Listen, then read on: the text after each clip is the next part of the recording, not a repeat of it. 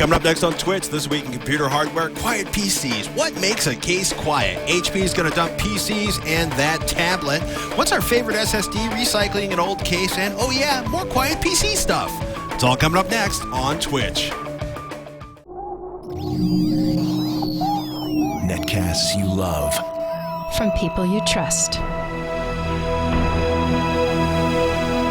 This is Twitch. Bandwidth for Twitch is provided by Cachefly at CACHEFLY.com. This is Twitch, This Week in Computer Hardware, episode 133, recorded August 18th, 2011. HP explodes, and we go inside a quiet case. This episode of This Week in Computer Hardware is brought to you by Squarespace.com, the fast and easy way to create a high-quality website or blog. For a free trial and 10% off your new account for 6 months, go to Squarespace.com and use offer code TWITCH8. And by Netflix. Watch thousands of TV episodes and movies on your PC, Mac, iPad, iPhone, or TV instantly. All streamed directly to you, saving you time, money, and hassle. For your free 30-day trial, go to netflix.com/twit. Welcome to Twitch, This Week in Computer Hardware. I'm Patrick Norton, joined actually in the flesh, which is the first time we've actually met. Ryan, I'm Patrick. Hey, nice to meet you. How you doing? Good, man. He's taller, actually, in real life. Yeah, somebody in the chat room said earlier, you're taller when you're standing up, which I think applies to most people. Well, true. But you know, I just appear taller now that I am standing up and next to people. You like 6'2"? Yeah, actually exactly 6'2". Yeah. Good eye. My dad was 6'3", my uncle's 6'4". I'm the short one. We normally talk about computer hardware on this program. This week in computer hardware being the name, Twitch at Twitch. Actually, I should say Twitch at Twit.tv. Yes. It gets a little complicated inside my head sometimes. But we actually have some fun for you tonight. We're going to start out with news. We're going to go through to play around with, well, actually talking about what makes a PC case quiet, thanks to the fine folks down at Antech. Mm-hmm. And, of course, we got viewer questions, which we'd love to have you send more of to Twitch at twit.tv. So a few days ago, All Things D posts the Ouchpad article. Yeah, that's an interesting story. Best Buy sitting on a pile of unsold HP tablets. And I'm like, this is trippy. There are a couple other stories I forwarded to you. And then this morning, HP is like, I can't say that word because it's a family-friendly program. Closing the WebOS hardware business, which apparently because they can't sell the tablets. Yeah. Looking for alternative revenue models, I'd say, is a safe thing to say for the WebOS. And according to, I want to say the Wall Street Journal, amongst other places, looking to sell immediately, if not sooner, the PC hardware business.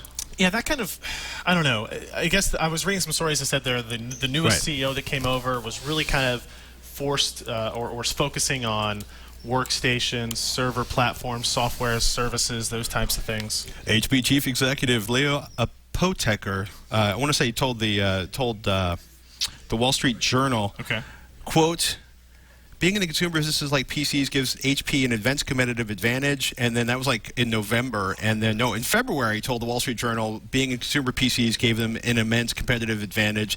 In the interview Thursday, he said, we need to sharpen our focus. And to do that, so you need to take significant action. And props to HP plans to, HP explores quitting computers as profits slide, which came out the Wall Street Journal an hour ago. Never believe anything an executive says.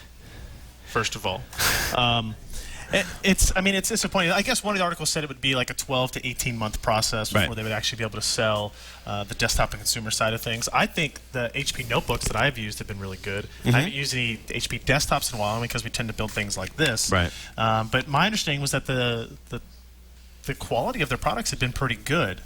So the WebOS thing doesn't surprise me necessarily. It surprises me on timing. That's only been a year since they made that acquisition. The desktop side does surprise me quite a bit more.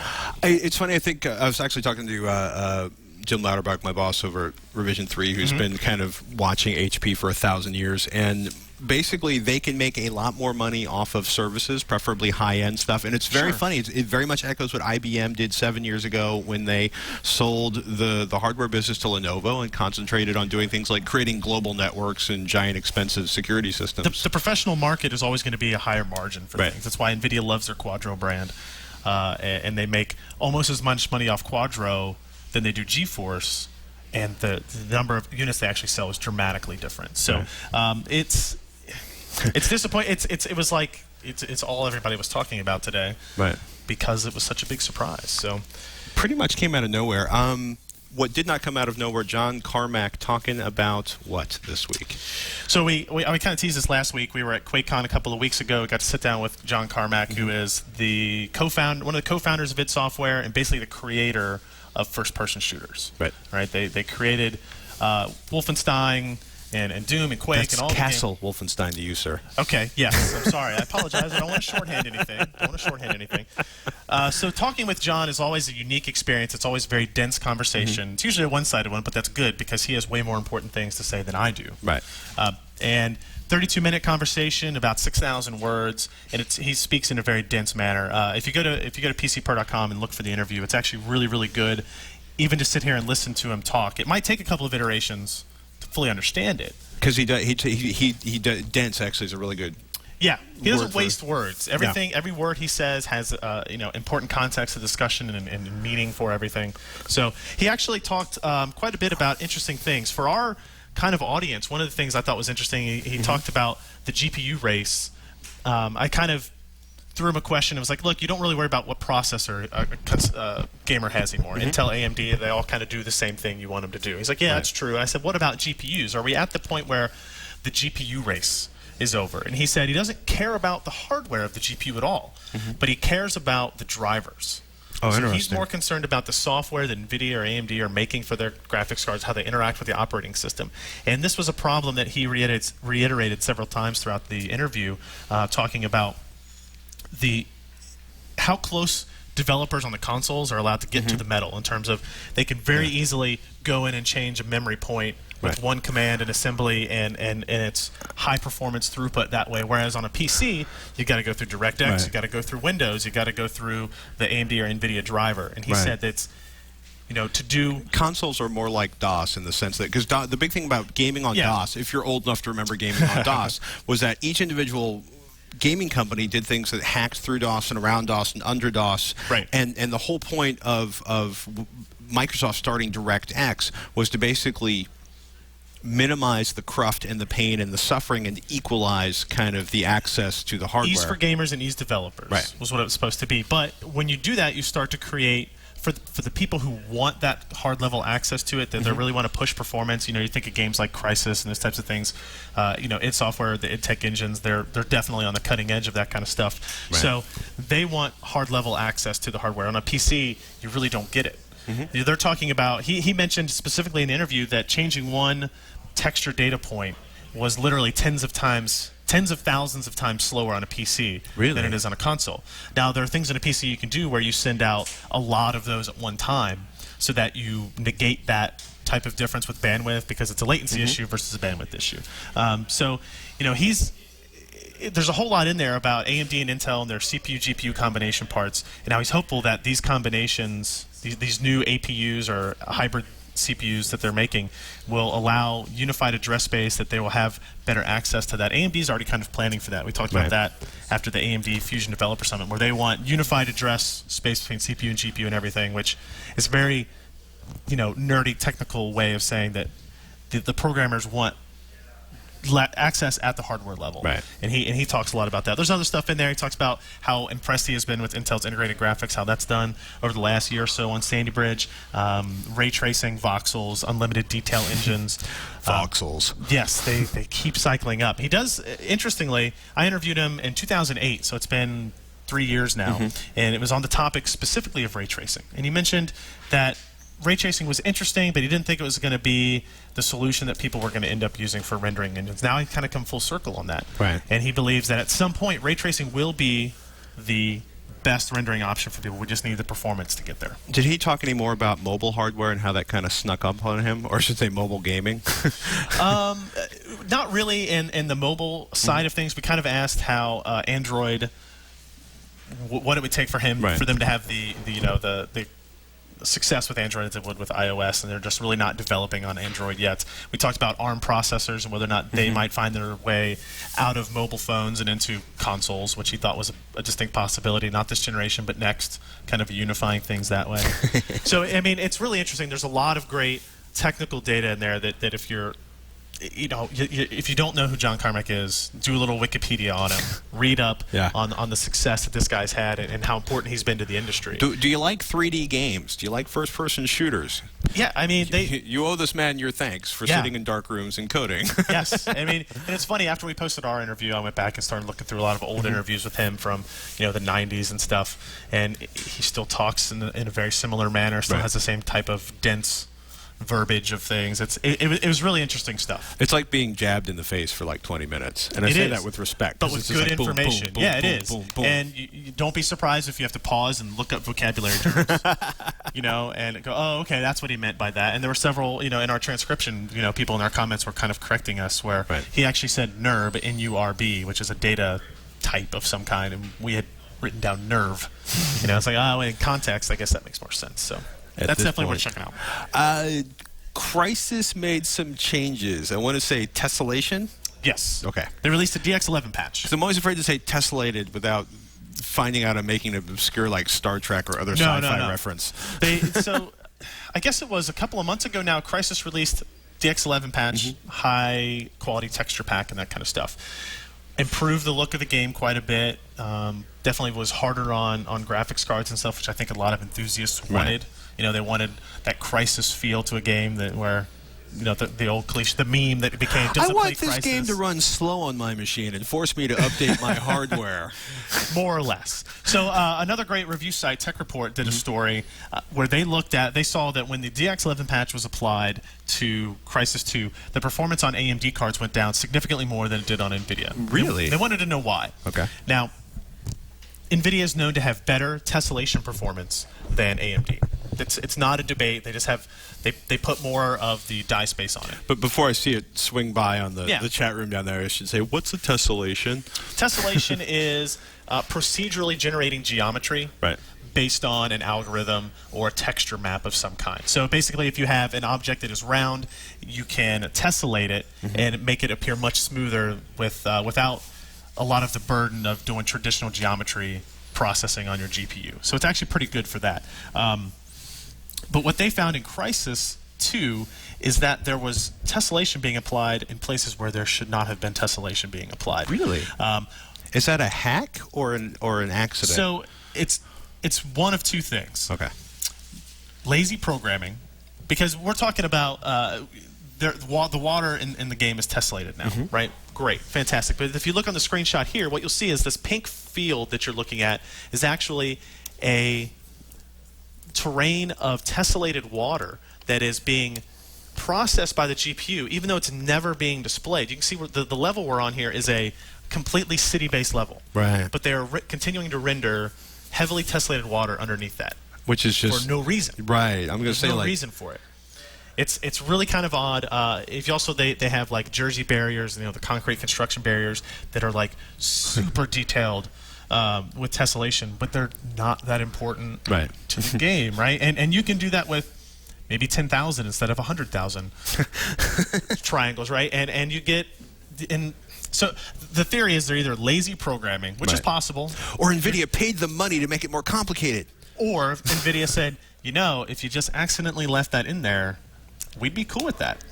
Which is kind of detrimental to, even if you're an NVIDIA user, you're losing performance because of it. You're not losing as much as the AMD guys, but you're still losing performance. So I tend to lean towards, I want to lean towards it's lazy programming. Because I hate imagining that our industry is so full of the conspiracy theory that they'd be willing to sacrifice the overall game quality so that they were 20% worse while AMD was 30% worse. I find that difficult to believe, and I look forward to the rapid correction of this programming error by Crysis that will improve gaming performance for both AMD and NVIDIA users. Exactly. So we do have one more story to talk about. Intel rejects the 50% Ultrabook GPU price cuts that the manufacturers demanded. So, is this a surprise to anybody? Yeah, I mean, if you've been following along with us, since CES, basically the idea is Ultrabooks are going to be lighter and slim. They're basically, Intel Intel wants to create a branded experience that basically is going to kick on the MacBook Air, which is to say super thin, super light, great battery life, excellent power. And they came out with a parts list, and all the manufacturers went, "Are you high? This is going to cost us $1,500 to build an entry-level model with this. You can't do this. You have to lower the cost." And people started looking at the lowered cost, and they were like, "Okay, $750." They're like, "No. You need to have the cost." And Intel's basically like, "No." What's questionable to me is if they can sell a MacBook Air for $999, why is it that a PC vendor can't come close to that? Well, it's an interesting question, right? Because partially, it's always hard when you're looking at a new spec. You've got to, versus an existing supplier. What is the rate at which, Because on one hand, I think there's absolutely no fear in Intel land, whichever campus you're on, that Apple's suddenly going to go to AMD. Not to take anything away from AMD's processors, but there's just no. They don't hit Apple doesn't hit a price point where they can get an advantage from an AMD processor, and especially in terms of looking at power performance, some of the integrated graphics stuff. So, on one hand, you wouldn't think that Intel would be giving Apple special price breaks, but on the other hand, Apple is buying huge volumes. So I wonder if they're getting, and they prepay, which is where they can get a bulk discount, right? That's one of the benefits of having that huge cash reserve that they do. So there's possibilities that maybe Apple has some pricing advantages. There's possibilities also that Apple has advantages in terms of the fact that Apple basically owns a bunch of factories in China. Right. Apple's business is lucrative. Apple spends money. We talked about this, I think, last week, where Apple decides they want a technology, and the manufacturing companies go, that doesn't exist yet, and Apple has so much money in the bank, they can help do capital investments to basically outfit create that for me, please. Right, and then these businesses can then turn around and they get Apple's business, and everybody's happy, and lots of money is made. So there are definitely competitive. Apple's gotten to the point where they're selling so much hardware they have competitive advantages. I still wonder how much of this is vendor whining and how much of this is Intel, whining, and where in the middle of this lies the truth. Yeah, I don't know where the truth is. I don't think any of us will know until later when all these stories break. But I do know that I want that in a Windows environment. Well, you can have a Windows environment running on that. I don't want to do it on Parallels on anything. You don't have to run Parallels. I'll explain it later. We are going to come back in a moment and talk about quieting down your PC, which is another thing we've been interested in lately. And we're going to talk about this case, which somebody said it sounded like a salesman earlier. So I just want to say, you're not just going to get the Antec P180 case, but you're also going to get a copy of a vintage classic on VHS, Solve Your Computer Problems, with Leo Laporte and Patrick Norton, who still had hair at this point. We should thank I brought those up, especially for those types of memories, I really did have hair back then. Yeah. What year was that, you think? 2002. There's no date on the outside of the box, and it's a still sealed copy, so I didn't want to rip it open. Well, you thank one of our sponsors. I will do that. I will preserve the... This episode of This Week in Computer Hardware is brought to you by Squarespace.com, the fast and easy way to create a high-quality website or blog. They have an easy-to-use user interface for creating and managing a website or blog. Squarespace is optimized for both beginners and CSS experts. If you want to get behind the website and get into the code, you can absolutely do that. They let you have that flexibility. But if you don't, there's lots of templates for you to go through, and you can start with those and modify to your whim. Definitely go to Squarespace.com website, look through their gallery collection of sites. There's a lot of good-looking stuff there. They have iPhone and iPad apps for updating your blog on the go. They do have online resources and a special support team for personal help 24 hours a day, 7 days a week, I should say. It is an all-inclusive service that includes modules you need to build your website, like a blog module, form builder, Flickr photo display, Twitter widgets, all of the social networking things you need, social media buttons, Google Maps, all that type of stuff.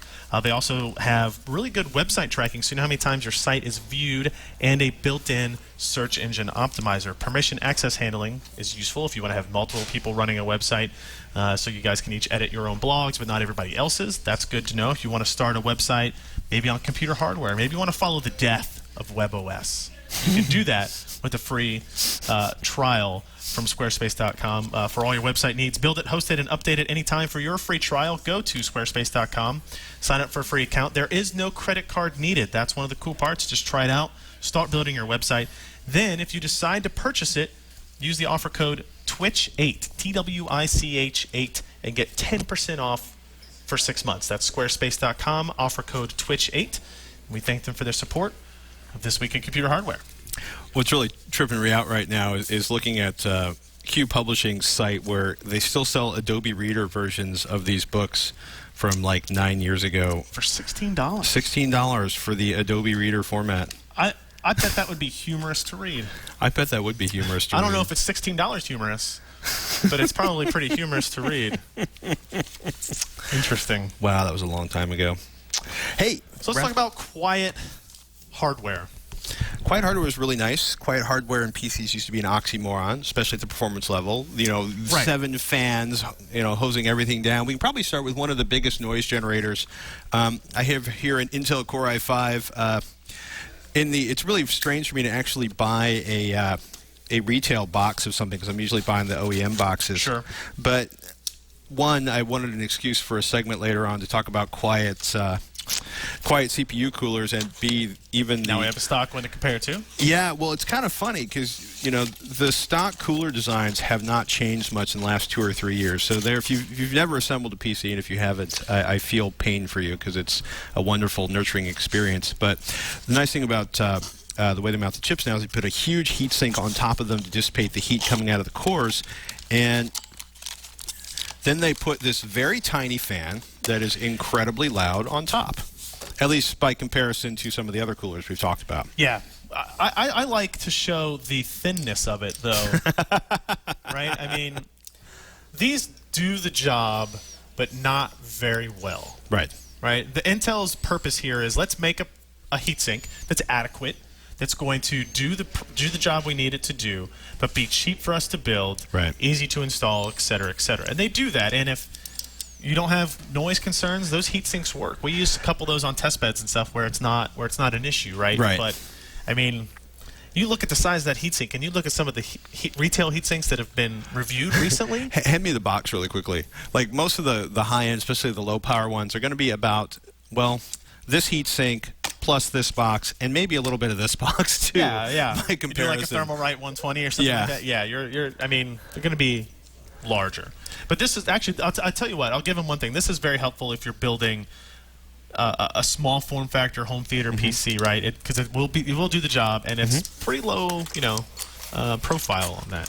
Yeah, and it's kind of funny because when you start looking at aftermarket heatsinks, you basically start looking at exercises in how to dissipate heat. So they still usually have, it's kind of funny, you can just see in the very center of that, it's got this assemble, or this sort of thermal interface. Yeah, stuff. The thermal interface is kind of pre-applied there inside of there, but you see the big copper circle in the middle of that, so they put an expensive piece of copper in the middle because copper conducts heat incredibly well, and then they wrap it with aluminum, which doesn't conduct heat as well as copper, but is a heck of a lot less expensive, and then they make those huge, basically, blades that help radiate, increase the surface area, and draw the heat out. And then when we're talking about retail ones, they have huge extrusions, usually made of copper, sometimes made of all aluminum. The way through. Right. Yeah, or more copper than just that. So that's, and all of that to cool that little tiny surface. That little tiny surface, right, which is probably pulling, what, 50 watts on this one, 70 watts on this one? Might be 95 watts. 95 watt, yeah. So this is a 2300. Okay, yeah. They do go down. I mean, one of the things you can do is if you're looking to build a quiet machine, I could point that out too, is if you look for the parts that are rated at lower watt specage, so they have 65 watt parts, and I think they even have 45 watt parts. You're going to pay more for them. I meant to buy a 45 watt part, but this was on sale. Matter of fact, so were 3 terabyte hard drives for $125. So now I'm upgrading the NAS box that this is going to turn into from what was going to be 4 terabytes of storage to 12 terabytes of storage. So that was an expensive day. I'd like to thank a friend of mine for telling me they were on sale before I got out of the store. So there's your CPU.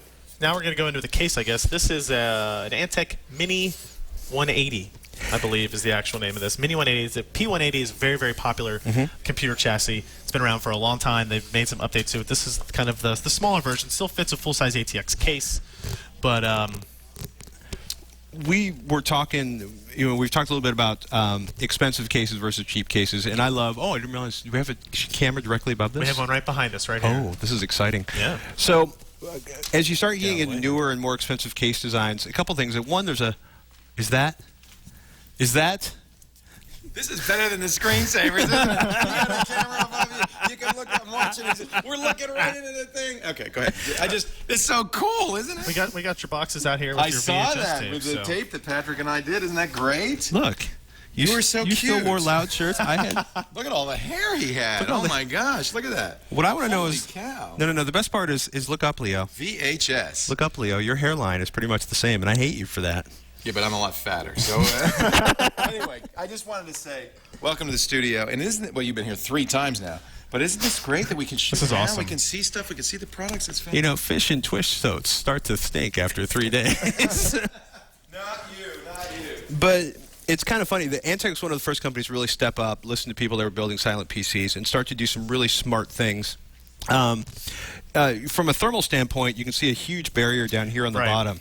And the idea is that you actually isolate all of the heat from the power supply unit and basically contain the fan of the power supply unit, and that also helps you contain noise. But the idea is that you're going to basically you put this big physical barrier between all of the heat that's going to go here. Your 450 watt, your 850 watt, your 14,000 watt power supply unit, and it's kind of funny. You can just see it down here on the bottom of the case, but it's going to be drawing air through the bottom for the bottom of the case. From the front of the case and the slots over here, directing it out the back, and then using this big plate, this big full plate here to isolate the heat from that assembly. On this case, it's interesting because this is adjustable. It's a little dark here, but you can see this. We can slide this out. This lets you know how much room you need for cables. If you need to bring cables up through here, if you don't, you can close that off, keep the airflow and heat contained, and do the cables through the back there as well.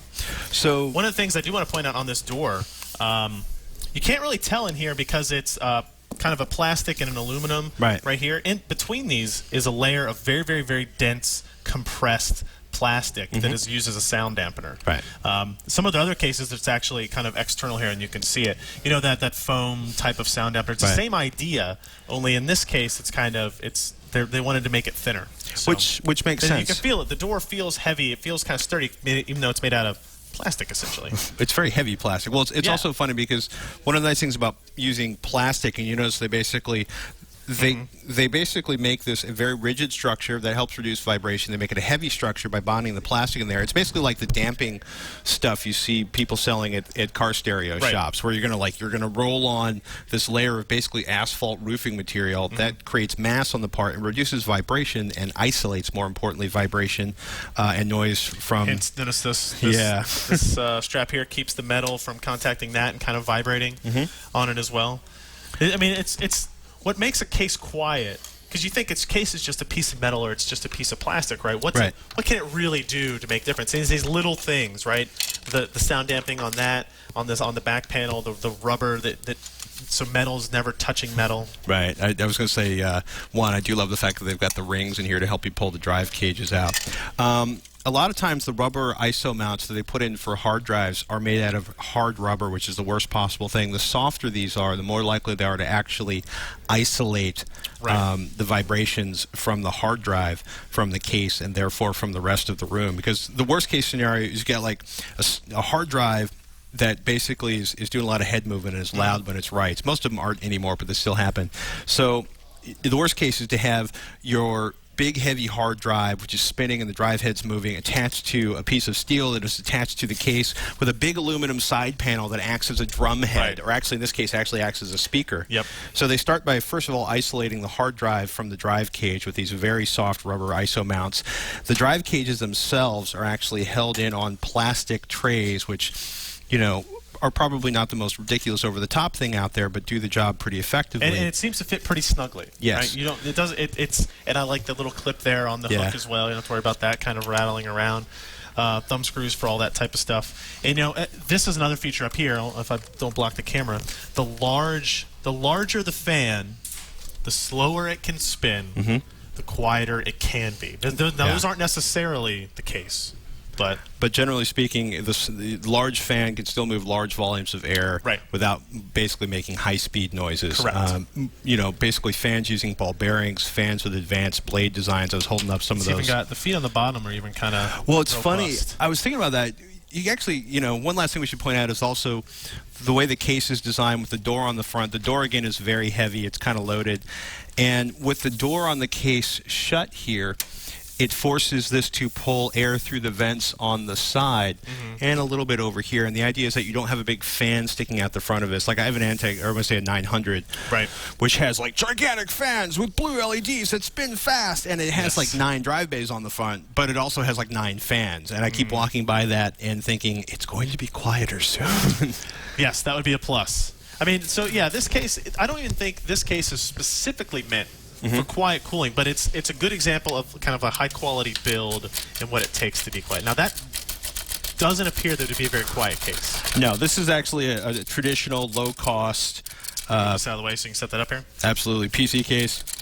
And you notice basically it's a single layer. And don't get me wrong, if you've got this in a closet, if you've got this, you know, far away from where you're working, you're not going to notice it. But basically, you've got a big flat piece of steel that works really well as a drum head. And actually, if you can pick that up for a second. Sure. This was basically designed to go into server rooms as part of a VoIP system. Gotcha. And look at that. You have a big open... Sorry, it's got bounced around a little bit in the truck. But notice you've got steel clamped to steel for the hard drive bays. On the upside, the heat is going out the top of the machine because they basically have the power supply unit is at the top of the machine, so it's pulling all the hot air out. So this actually has a very nice airflow pattern in terms of cooling because the air is coming in through vents down here. It's getting pulled across the case and out the back. That's still an interesting debate. Power supply top mount, power supply bottom mount. Right. I would say most new cases are coming out with bottom mount. Right. But do they have that sort of wall in between Almost the bottom all of mount? them do. Yeah. Yeah. They should. They should. You know, Intel power supply, again, they're not trying to be particularly silent on this one.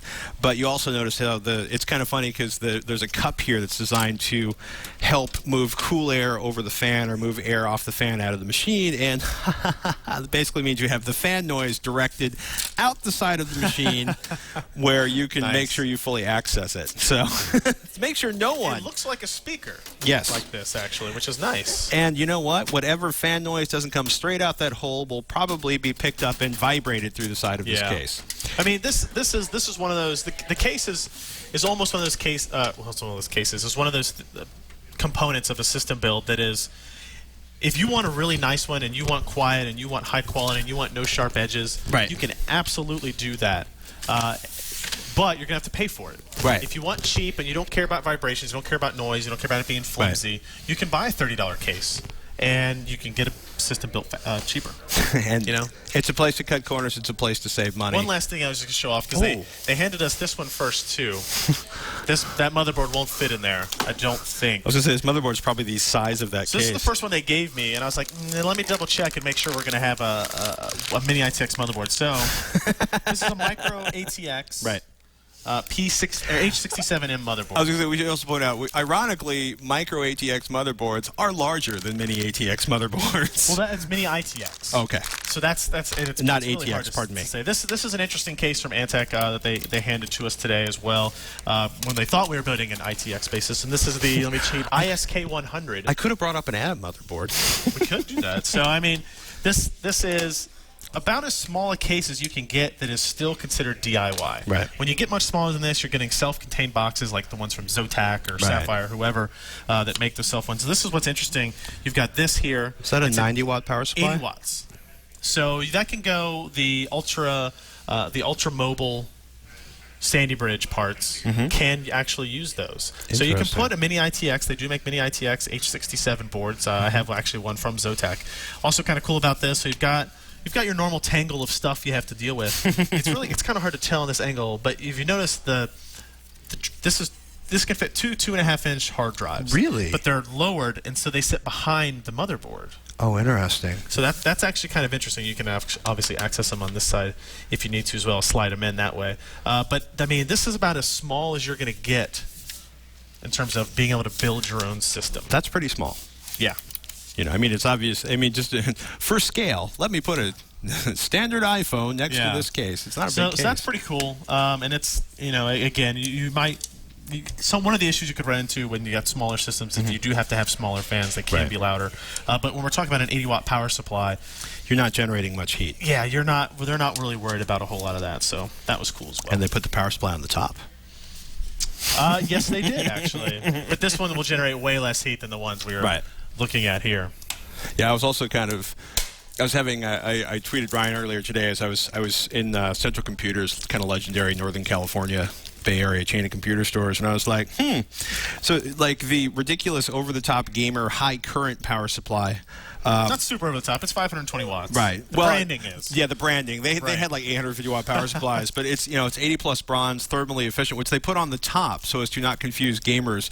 Right. So don't worry about that if you're a gamer. It's green, but you don't care because you're looking for the high current. But I bought this over the nominally more green power supply because it's got a 135 millimeter fan instead of a 120 millimeter fan, and they're claiming a considerably lower noise threshold on this one. Okay. So like 1700 RPM, 30 dBA, 1300 RPM, 23 dBA, and the other ones they were claiming around 40 to 45 decibels at full tilt. It's taken longer than I would have liked, but power supply vendors are finally realizing that people want quiet units. This one actually did turn out to be very quiet. Lee, our power supply guy, did a review of this and came up. It got the gold award and all that kind of stuff. It's more about having enough steppings in your power supply, fan speeds, so that it's not either off or on. Right. Lots of progression. Jet fan or quiet. So on a 500 watt unit, if you're using 200 watts, run at this speed, 300, 400, 500, or if you can be more granular than that, the better. Now my $64,000 question is: do I keep that, or do I wait a couple days for a fanless power supply to come in? So we actually have a review pending of a 500 watt. Is it 500, 400 watt fanless power supply from a company called Kingwin that I think has actually done very well. That actually, I want to say Hard OCP might have looked at that and freaked out over it. To use a highly technical positive term. Or negative? Positive. I mean, that's one of those things with, it's kind of niche. Not many people need it, but if you're looking for ultra quiet, no fans is better than fans. It's kind of funny. This machine's. I'm going to take all of the Render Monster 3000 stuff out of, basically build that into a quiet home server to sit in a corner of my house. Right. And I'm actually going to have a basement in a few weeks, which I'm very excited about because I can put the computer in the very cool basement. How many people in California have basements? It's an earthquake thing. Yeah. I'll put a cage we love our around basements back home, so I wouldn't have anywhere to put all my junk. Don't get me started. We should take a moment to thank, actually, one of our sponsors before we talk. Actually, we got some viewer questions coming up. We do. We still have, we got a handful of viewer questions. I had a little bit of a focus on quiet still. I figured that was the theme of the day, so we'll go with that as well. But we are going to mention that this episode of This Week in Computer Hardware is brought to you by Netflix. Netflix will stream thousands of TV episodes and movies directly to you instantly, which means you save time, money, and hassle. No more going to the video store to return your Solve Your Computer Problems VHS tape, which is really nice. I was watching Downton Abbey, a BBC series, last night for the second time on Netflix, and I got to watch it over and over again, the episode I was watching, without spending extra money and without any late fees or that'll help. Due date violations. Absolutely. There are lots of easy ways to instantly access streaming movies and TV shows with Netflix. You can watch it on your Mac or PC or iPad with the new iPad app. You can watch it on your iPhone and some Android phones too. Gaming consoles work. Xbox 360, PlayStation 3, Nintendo Wii. They let you watch Netflix directly on your TV as well. Even if you're not a gamer, they have set-top boxes for you. Apple TV works. Roku Box works. They're inexpensive, easy to use. Obviously, that's something to look into. So with Netflix, you can watch movies and TV shows instantly using any of those devices. And you can begin watching a movie or show on one device and finish on a different one, which is good if you're maybe going from your laptop to your Apple TV at home, something like that as well. Whichever way you choose to access Netflix, you can watch as many movies or TV shows as you want, anytime you want, or in Patrick's case, as many times as you want. Right? I'm a critical viewer. Sometimes I like to get a second view in on Obviously you do. And you can cancel at any time. So try Netflix today for 30 days free. Go to netflix.com/twit. Be sure to use that URL when you sign up for your free trial, please. That helps us. Netflix.com/twit. We thank Netflix for their support of This Week in Computer Hardware and hope you enjoy watching instantly with Netflix. Twitch at twit.tv is the email address. We love to get your email questions. You can also find at Ryan Shrout on the Twitter, at Patrick Norton on the Twitter. And we got a suggestion for quiet from Felix. He says the NZXT H2 is really nice. Silent fans and a built-in fan controller. That basically means you can, either used to like hack 12-volt fans to 5 volts or 5-volt fans to 3 volts, or you would put a little potentiometer in there so you can turn the voltage level down and slow the fan speed, therefore make it quieter. And you would basically play a game where how low can I get the fan without frying my computer? It's like a light dimmer for your fan speeds now. Right? I like that thought. We're good. So the NZX TH2 is really nice. Silent fans and a built-in fan controller. For GPUs, the Asus DCU2 have the GTX 580, and it is dead silent even at full load. These cards are also relatively cheap in Sweden. When idling, I cannot hear my computer at all, and I'm into the whole idea of not hearing my computer. GPU fans, non-stock, are one of the best ways that you can improve your noise performance of your PC. NVIDIA and AMD make their cards so that they have no possibility of frying. Right. But they also, they're worried about price because $499 is a lot for a graphics card. Right. So, but when you look at ASUS, you look at EVGA and some other companies that are doing aftermarket coolers, multiple fans. They're not as worried about maybe the shape and size of them, if they look as sexy as the reference design. So that's one way to get it. And if he's saying they're cheap in Sweden, that means they're probably pretty close to the reference costs as well. Reference costs are good. We have an email from Joseph about moving from a TV as his display to an iFinity as his display. He asks, or says, longtime fan, the show, plus the fact that I'm no longer a broke college kid, inspired me to go back to building PCs and leaving the console world. I built a great computer back in March, i5 2500K, 8 gigs of memory, 6850. However, I was using a 42-inch Panasonic Plasma. It was great for watching movies and the like. Not bad for gaming. But you have to wear your sunglasses if you're watching for too long. But it's slowly driven me and my eyes crazy while trying to read text and work. That is pretty normal. Even at 1080p resolutions, that's hard to do on 42-inch. If it was going to be 12 feet away from you, 30 feet away from you, I think it would work. Like these screens are here in front of us. 4 feet away from you on a desk, 1080p resolution is not. It's acceptable. You can deal with it on a 24-inch monitor because you have no choice. But on a 32 or 40-inch monitor, it can be unpleasant, especially over time. So. As a result, he says, I want to go to iFinity, and I'm unwilling because he's unwilling to lose any screen real estate. He settled on 3 Dell U2412s. They have a native resolution of 1980 by 1200 for a total resolution of 5940 by 1200. I've never had an issue with my 6850 before. Could always just throw on the highest. He could always just throw it on the highest settings in games and be done with it. However, with this high resolution, with the 6950. Has a 6950 finally met its match? Will you have to adjust any of the settings? And I think that's going to be a definite. So, and actually, there's a little bit difference here. He talks about a 6850 in the description and a 6950 later. So I'm not sure. And that actually is a pretty big difference in performance. The 6850 and 6950 have a pretty big gap in performance. Even with the 6950, I'm telling you right now that you're probably not going to be able to play the games at the same quality settings. You're definitely not going to be able to play the games at the same quality settings. I mean, how do you feel about 480p? So, I mean, I wouldn't do 480p. I would keep that native resolution, but go from extreme to high or high to medium. Play with your anti-aliasing settings. That's probably what's going to affect performance the most dramatically because that's very kind of CPU or memory intensive rather. For some games, if you use fraps or if you use any kind of performance metric while you're playing games, if you were gaming at 120, 130 frames per second, like maybe you could do on Left 4 Dead 2, that's pretty common, older engine, that type of thing, then you might be able to get away with it at the same quality settings, and now you're running at 60 frames per second. That is unacceptable. I will get fragged. I would say be prepared to lower your performance settings down some, your quality settings down some, but you can always crossfire it. Right? That's the benefit of this configuration. You don't need to buy anything now. You don't need to jump in and spend your money until you know you absolutely have to.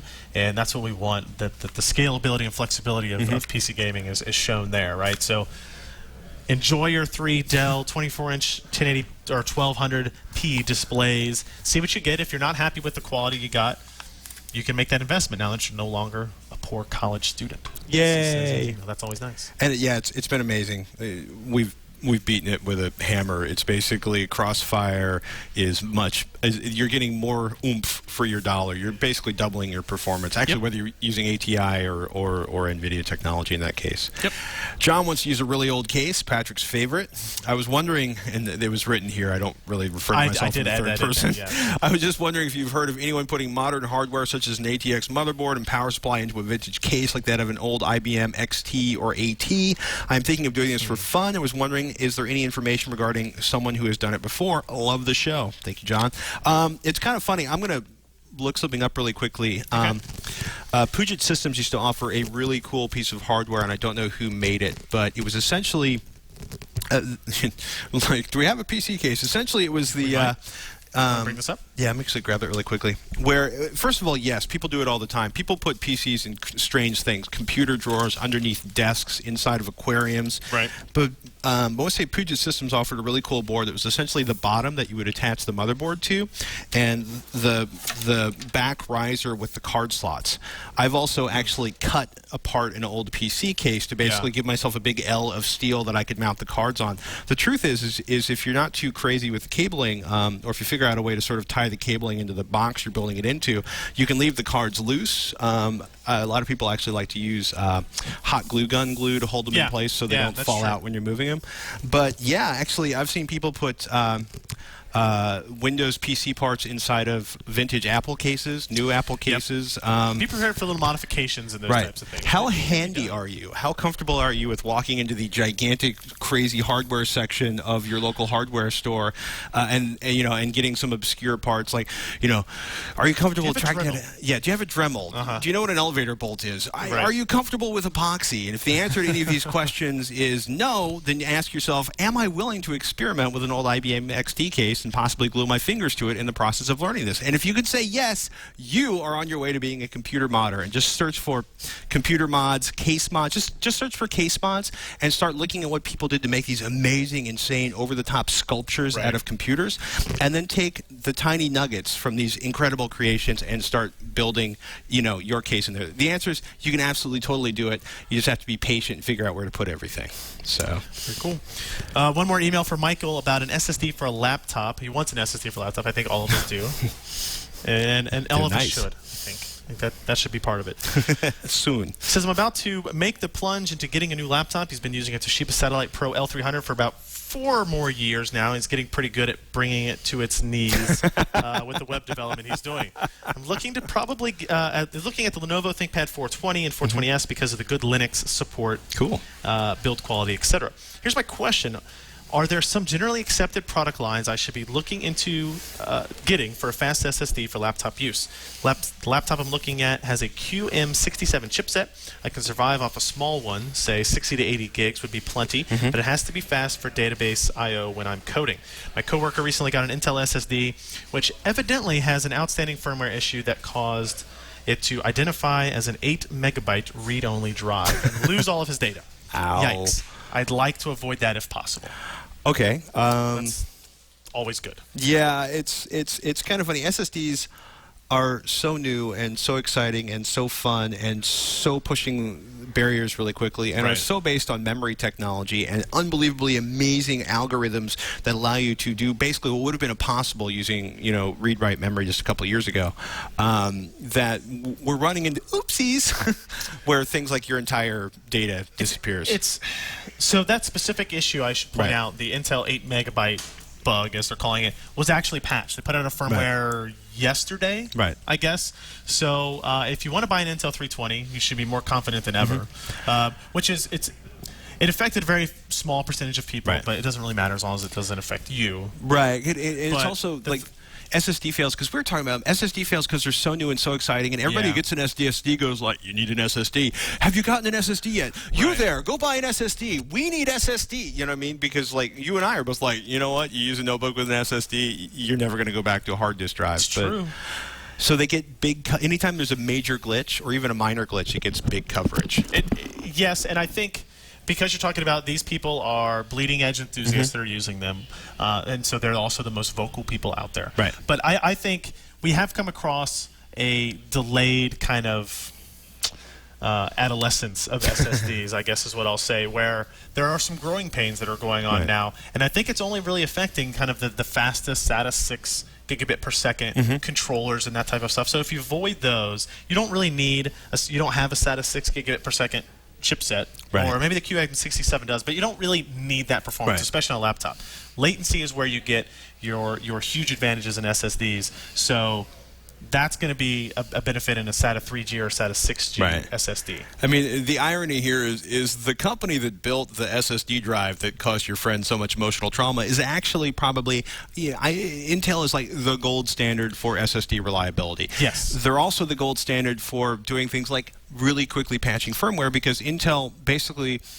They have a lot of enterprise customers. They have to worry about. And Intel's got a big ego, and I mean that in the best possible way, in the sense that Intel's going to be spending money to make sure things run right for an extended period of time. And I don't want to say any smaller vendors may have issues with that, but generally speaking, the smaller a company is, usually the less you pay for their product, and the less likely you are to still be able to get firmware updates and patches on that later on. I don't expect any SSDs that are running fine now to need a patch in 3 years, however. No. Just to qualify what I'm saying, Sure. Before anybody, because Intel, I think, has a big, Intel basically is the gold standard for SSD. I'd say OCZ actually has a pretty stellar rep at this point, although... Well, see, there's a lot of complaints against their SSDs. I was actually having a discussion about this today, but I'm not sure. They're also the kind of the market leader in that area, and that kind of happens when you sell the most SSDs. You're going to have the most complaints. So if it's 3-to-1 OCZ to Intel, for the consumer, for the people who watch our show and send us emails and that kind of stuff, then are we seeing 3 times as many problems, or is it more than that? And that's the issues that we need to address. But obviously, it's not data that these companies are really forthcoming with. We'd like to talk about our failures with the community. I would say, buy an SSD. If you want to get an Intel 320, make sure it's got that firmware on it before you install all of your stuff. If you want to get a Vertex, maybe get a Vertex 2 instead of a Vertex 3. Vertex 3s are the ones that use the new SandForce controller that's 6 gigabit per second. Maybe avoid that. But just always back up your data. Yeah, back up your data. And the other thing is the middle of the road SSD is going to be so mind-numbingly fast. You're going to open up this like gigantic pile of code that usually takes you forever to open up and prepare to make 2 line changes and then freaking send to the compiler, and it's going to open up and you're going to be like, what happened? And because it's shocking how fast your data is moving off of an SSD onto the bus into your main system memory and CPU, so that even though like somebody's going to be looking at you, I've got a friend who the new SSD drive comes out, he buys it. Because apparently he's big on the write-offs and I don't know how else to describe it, but and he can basically, I think he has a spreadsheet where he estimates the number of seconds saved per opening per file, and they can basically amortize out the value of this because he's a freak that way. And I have ROI to show the boss. Yeah, well, he is the boss, so he's basically he has to justify his hardware habit to himself. But it's so funny because he does it because he has the money and he doesn't mind it. The reality is for anybody going from a standard notebook drive, especially one that's a couple 3 years old, the new SSD drive is going to be so mind-numbingly fast by comparison.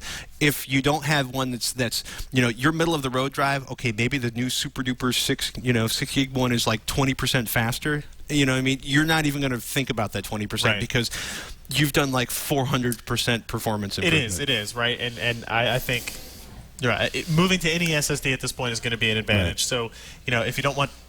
I keep thinking in the lines of Vertex, they're just the most popular SandForce drive, but look at Agility, which is kind of like the lower cost version of that, see what the price differences are, make some decisions there. I think if you had your friend, your coworker was one of the unlucky ones with the Intel 320 8 megabyte bug issue, that's unfortunate, but it has been patched and fixed, so hopefully your coworker kept good backups. And always back should. up. Hence my 12 terabytes of hard drive that will be assembled into either a Drobo or this server box there later you go. on. In RAID of some kind. So when do you get back to Kentucky? And what's coming up on PC Per when you do? Wow, I don't know. We have a review of some high-end GPUs. GTX 580 Matrix card from Asus is coming up. We also have... like we were talking about before, the 400 or 500 watt fanless power supply, which fanless power supply reviews maybe not always as exciting as they used to be back in the day when it was, oh my gosh, we saw 1,000, oh my gosh, we saw 1,100 and 1,200. I think this fanless unit will get quite a bit of exposure because there are a lot of people, obviously a lot of people that are interested in quiet PCs. We love you. Anything interesting on Techzilla H Nation? It's kind of funny. We're shooting our show that goes out the day after Labor Day tomorrow because the studio's closed on Labor Day. Yeah. So I'm like, no, that's not going to be out for 3 weeks. But Pioneer App Radio next week. We're going to actually be doing some more quiet PC stuff on Texilla. Cool. And there's something. Oh, we may actually finally do the bulletproof hard drive.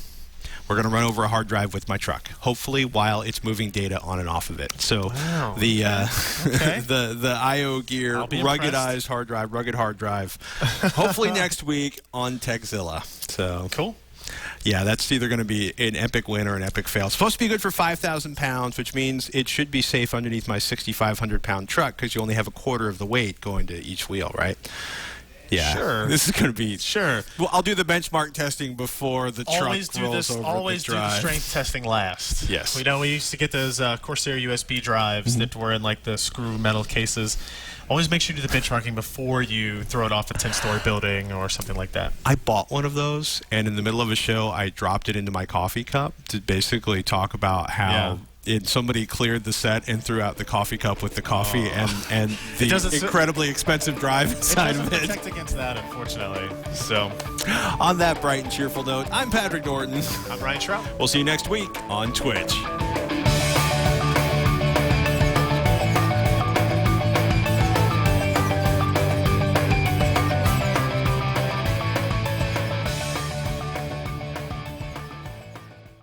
On to my makeup person. You too pretty for makeup.